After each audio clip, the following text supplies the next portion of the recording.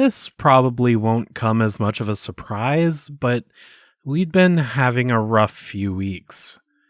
First, there was the tragic and still utterly unexplainable murder of our friend Leon, and the fact that he was seemingly killed by some sort of doppelganger. Then, on top of that, there was everything that Mia had found out from the Lucid Man. Not only had the witches actually been successful in awakening or resurrecting this powerful witch, the Sleeper, but the Sleeper was also insane, and they killed all the witches from Annie's former coven. I wanted to find and stop this Sleeper because they were clearly dangerous, but we had almost nothing to go on. After losing Leon, we had needed a change of scenery, so we were just heading west to nowhere in particular. In the meantime, we tried our best to do some digging and find anything that might be useful. Fortunately, Annie's case and the murder house had both made national news, so there was plenty of information to sift through. Huh. What? It looks like the house in Virginia was owned by Melinda's ex-husband. Considering the cops never found the coven until they were dead, they probably fled there right after New Mexico and just stayed holed up there. Ex-husband? Yeah, he died a few years back, but somehow she ended up with it. That sounds kinda fishy. Oh, absolutely! There were a lot of complaints from his family, but nothing ever came of it. I don't know if it was some legal loophole or what, but she was a lawyer, so she must have known what she was doing. Wait, so if they were just in hiding for a year, what were they waiting for? Did they even have a plan? That cave was in the middle of nowhere, and they hadn't been expecting us to show up. They probably planned to go to the police and report Annie missing, or not even say anything at all. And then, as far as the rest of the world knew, she would have disappeared without a trace. I don't think there's any way they expected a national manhunt. Once we ruined that for them, they must not have known what else to do. Good. I hope they spent every waking moment just living in fear. It probably would have been smarter for them to go their separate ways. Yeah, well, judging from their backgrounds, it seems like most of them didn't have any close friends or family. They really all kept to themselves. That probably helped draw them to the coven. They did see each other as sisters, so they must have wanted to stick together. I was grateful that there was so much information to sift through, but it was also kind of a challenge because a lot of sites and articles just covered the same facts over and over again. I even discovered that a true crime podcast dedicated to the case had just started. We kept at it, though. I guess the one good thing about your time in the Ordo is that you never got hounded by reporters. I'm sure the press would have just loved an interview with Annie's boyfriend. Wow, yeah, good point. Did they ever bother you? A few of them, yeah. But the real story was the doomed lovers. The poor dead girl and the boyfriend who found her. I guess I didn't really fit into that narrative, so nobody was really as interested in hearing from me. Did you do any interviews with any of them? Fuck no! I was worried enough about mentioning any of the ritual stuff to the cops. I didn't want to say the wrong thing to any reporters. Plus, I thought you deserved your privacy. Well, thank you. That's... Wait a second. What? I think we might finally have a lead. Really? Back when the witches first disappeared, the police obviously looked at any friends or relatives they could find. And like I said, there weren't many. But Summer Monroe, the one that created the drug wool, she apparently had a cousin that she visited pretty frequently. Nothing ever came out of it officially, but the police had their eye on him for a while. Okay. You think he was in on it? I don't know, but there's definitely something going on here. Look at the picture in this article. That's him? Yeah, talking to a reporter outside of his house. I don't get it. Look at this window in the back compared to all the others. Excuse me, young lady. I'm trying to look at something here. Did they blur something out? So, every picture I can find from this investigation of this house, there's a blur around that window. You think it's the fog? Do you think he's got, what, a cryptid in there? Or maybe powers can cause the same distortions as cryptids. If he has powers, or maybe the witches were hiding out there or something, could cause that. That's definitely possible. Oh, wait a minute. Try using them now. My powers? Yeah, talk to Fritz. Okay.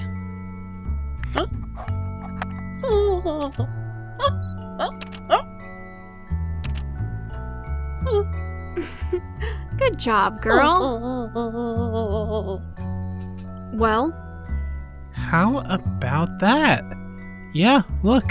Sure enough. Not as much distortion as with cryptids, but yeah, there's definitely some. There's no way this guy wasn't up to something. Well, I mean, the cops did clear him. Yeah, but come on, they weren't asking the right questions. They had no way of knowing about all the magic and stuff. True. And even if they did, it's not like cryptids and magic are things you could arrest someone for. I think it's worth investigating. It wasn't much to go on, but it was all we had found by this point. So we set a course for St. Cloud, Minnesota, a city a little over an hour outside Minneapolis. That was where Summer's cousin, Theo Gillette, lived. Once we got into town, we rented a room and then went out and found a spot where we could keep an eye on his house. Then we just started to keep watch.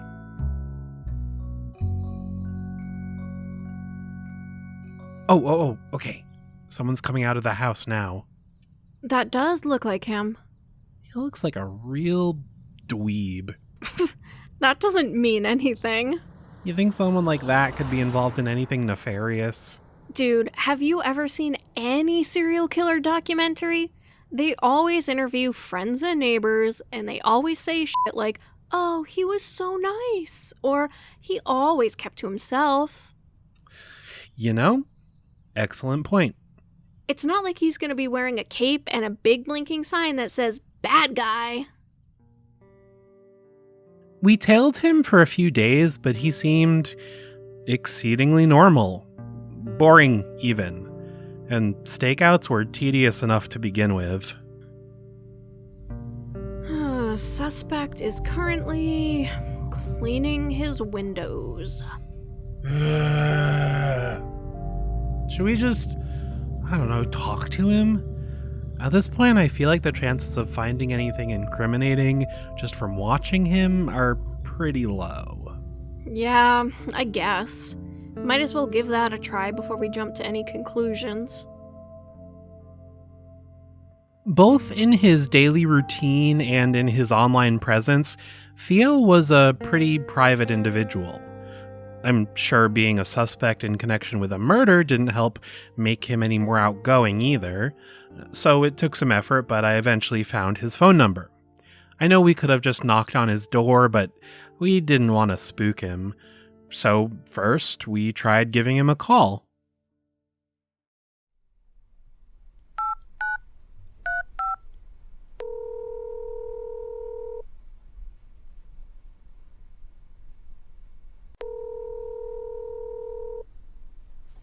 Hello? Hi, is this Theo Gillette? Who's calling? We were hoping to talk to you about your cousin Summer. That makes sense. Yeah. Let me try. I've got an idea.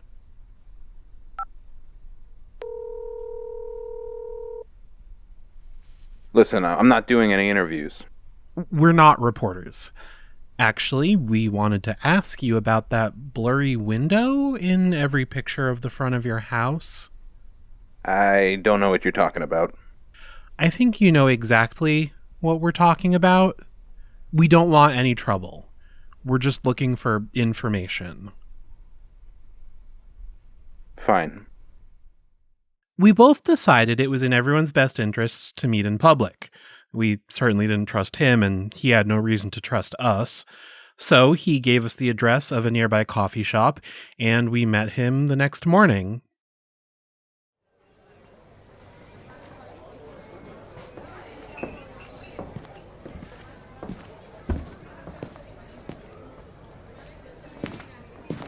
Theo? Yeah, Oh my god, Lucas Campbell?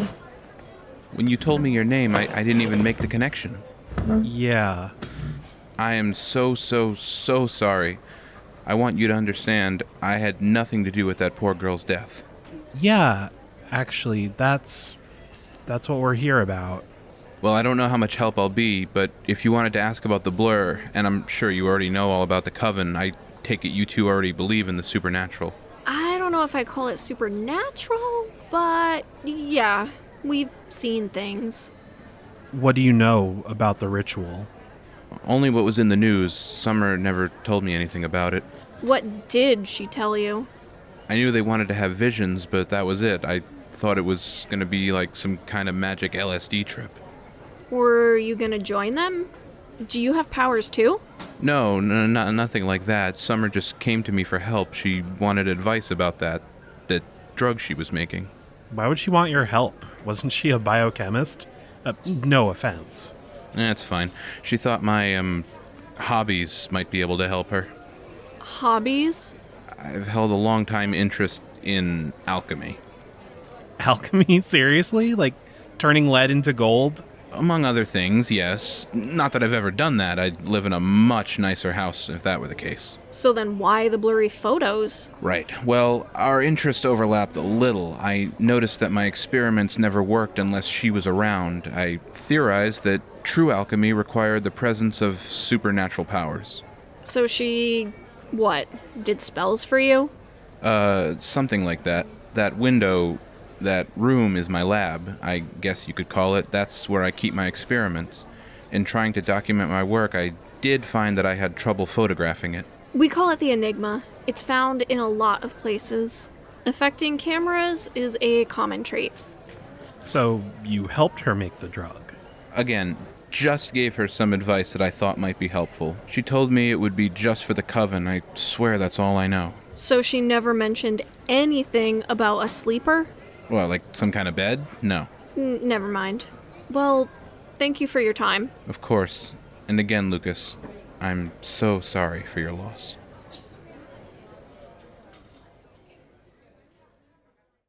After talking to Theo, we were no closer to answers than we had been before. So we left the coffee shop and returned to our room. I don't know. I still think he's hiding something. He seemed sincere enough. We've been fooled before. Let me guess. You want to check out his laboratory? I sure do. We went back to surveilling his house for a few more days until we were confident in knowing his routine. For one thing, he definitely lived alone. He went out for breakfast every morning and he was always gone for at least an hour. So finally, one morning, we decided we were ready. We waited for him to leave for breakfast, and after waiting another 5 or so minutes to make sure he was really gone, we went in. Do you ever think about how weird it is that we've broken into so many people's houses? Hey, we usually have a pretty good reason, and you'll definitely be thanking me if we ever lose our keys and get locked out. Both good points. Okay.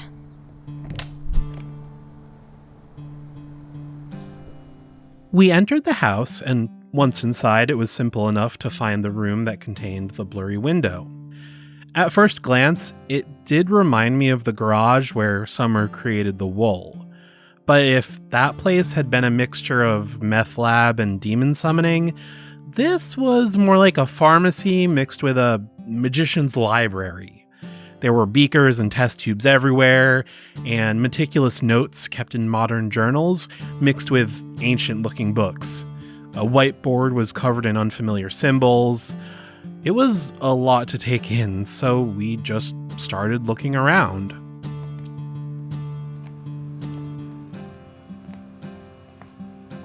Wow. Get a load of all this. Even if he wasn't involved, this stuff is all super interesting. I never figured alchemy would be something that actually worked. Well, if he's right about needing the enigma for it to be successful, that would explain why it was written off by science. Definitely.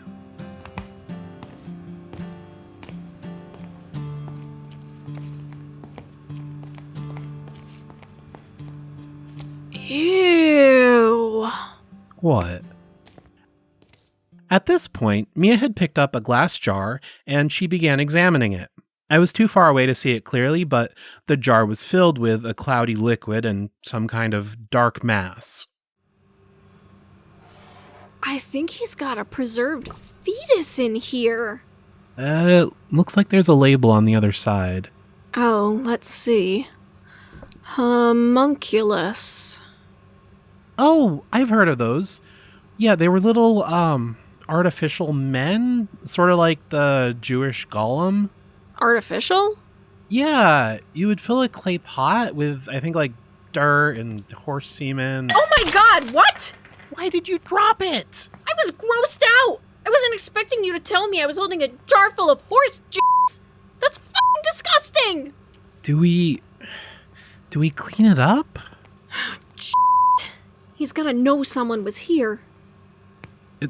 I think it's moving. Ugh, no way. Yeah, it definitely just twitched. Gross. Maybe he'll think it just fell on its own? Yeah, sure. Let's just hurry up. And maybe don't touch anything else that might break? We kept looking around, much more carefully after Mia's slip-up, but we didn't find anything about the sleeper or the witches. Once we had been there almost an hour, we got out as quietly as we could and went back in our car to leave.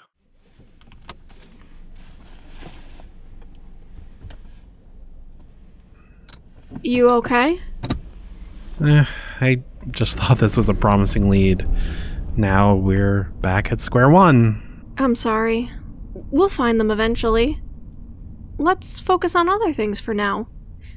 Maybe we'll start thinking about a new cryptid to look for? I guess. Ah! Mia immediately pulled over to the side of the road and stopped the car. As she did that, I looked for the source of the noise and quickly found it sitting in the back seat.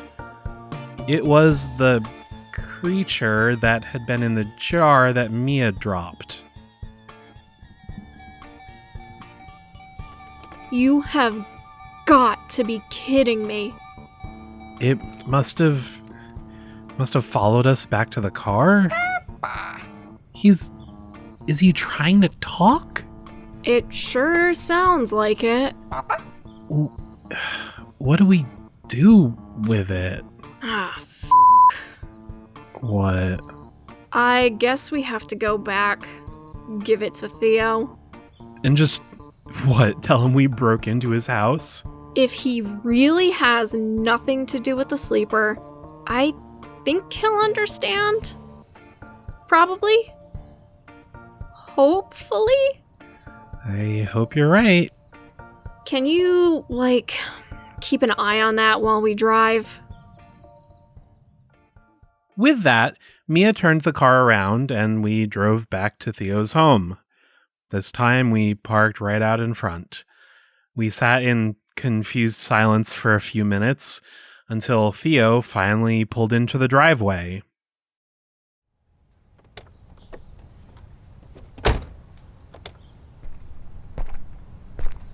Hello. I wasn't expecting to see you two again so soon. Is everything okay? Hey, so we really need to apologize. For what? Don't look at me. This is all you. Okay, well, the witches. The whole point of their ritual was to summon this other witch, the Sleeper. And we didn't know it at the time, but it worked. This witch is super powerful and crazy and evil, and they're the one that killed all the other witches. Oh. Wow. Okay. I mean, obviously I know Summer wasn't perfect, but what happened to her, nobody should have to suffer that. I guess it is good to know what really happened. Wait, what does this have to do with me? This Sleeper is super dangerous, obviously. We want to find them and stop them, but we've got nothing to go on. We've been grasping at straws trying to find anything we could, and we thought maybe you might have known something that you weren't telling us, so we sort of broke into your house. You what? We need to stop this thing. I can't say I'm very happy about this, but I get it, especially since I was close with Summer. I suppose, if I were in your shoes, I could see myself doing something similar. You want some good news at least? What? Turns out one of your experiments worked. Oh my god, the homunculus? I accidentally knocked over its jar and it broke open. It wasn't until we'd gotten back in the car that we realized it had followed us. Let's bring that inside. Theo motioned for us to follow him, and we once again went into his house. At least this time we weren't breaking in. He led us back into the lab. This is amazing. Certainly takes the sting out of knowing you two were just rifling through all my personal belongings. Sorry again. No, I started to write this one off as a failure. Tell me, do one of you have powers of your own? Why? Do you think that brought it to life or something? It's very possible. I hadn't seen any progress with it until now. Well, listen, we're very sorry again. If you do think of anything that could help us find the Sleeper, please give us a call. Otherwise, congrats on the experiment. It really likes you. Yeah, I noticed. When you broke the jar, it must have imprinted on you the way a bird does right after hatching. Wait, so it thinks Mia is its mother? Something like that. Would you mind staying in town for a few more days? I'd love to do some tests. What do you need us for? Well, look at him. I certainly can't separate you two. I'm sorry, what? Intentional or not, it looks like you've adopted him now, or rather, he's adopted you.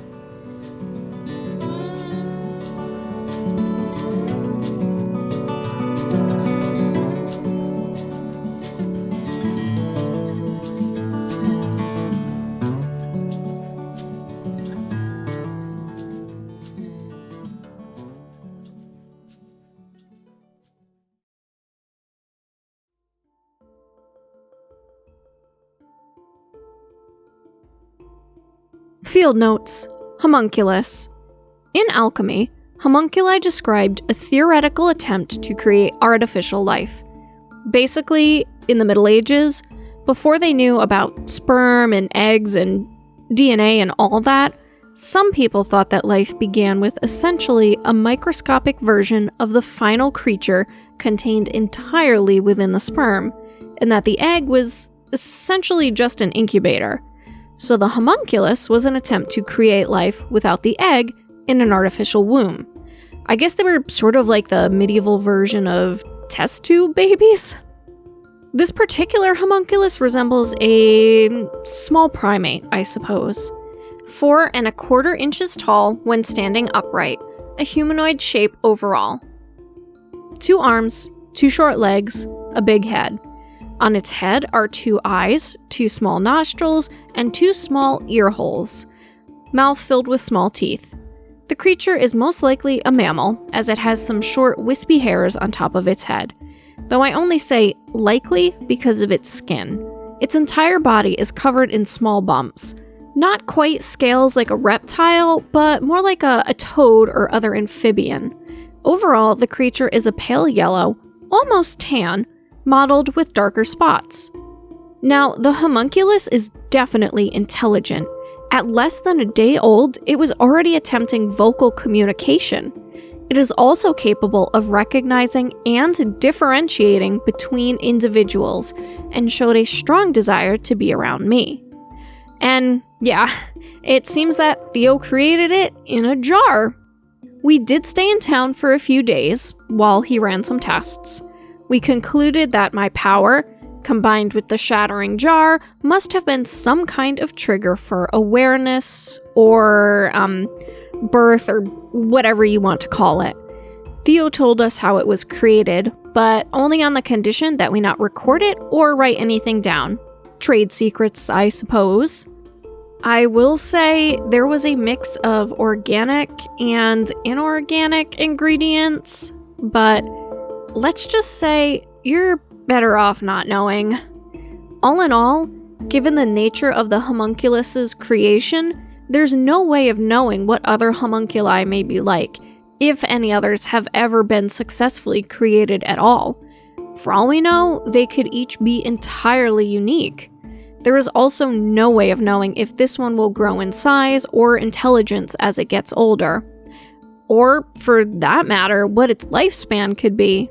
But I guess I will provide updates in the future if there are any major changes. End field notes.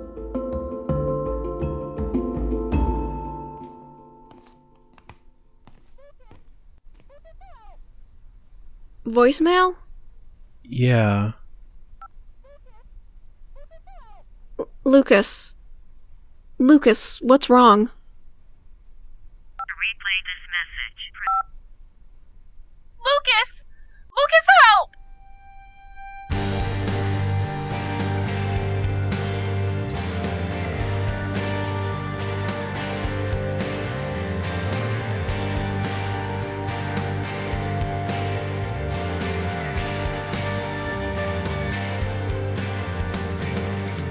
The Cryptid Cases has been a production of Little Giant Monsters. Find out more about us at littlegiantmonsters.com and by searching for Little Giant Monsters on social media. Every Monday after a new episode, we share a cryptid sketch, so be sure to look out for that. If you're enjoying the Cryptid Cases and want to help support us, find us on Patreon. Rewards include behind-the-scenes content, early access to episodes, and access to our Discord. A huge thanks to all our current patrons. Links to our Patreon, our merch, and other shows we're creating are all available on our website or in the description of this episode. Another way to support our work is through ratings and comments on Apple Podcasts and other podcast apps. Thanks for listening, and we'll see you again soon.